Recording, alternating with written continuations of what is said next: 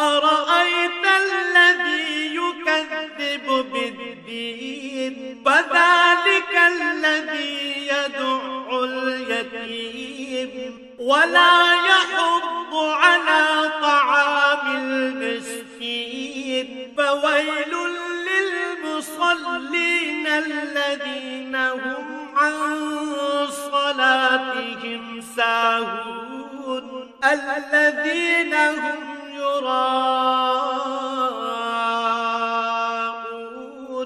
ويمنعون الماعون।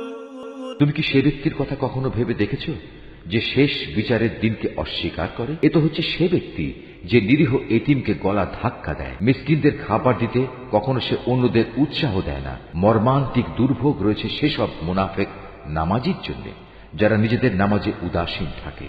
তারা যাবতীয় কাজকর্ম শুধু প্রদর্শনীর জন্যই করে এবং ছোটখাটো জিনিস পর্যন্ত যারা অন্যদের দিতে বারণ করে। Mahfuz, art of nature.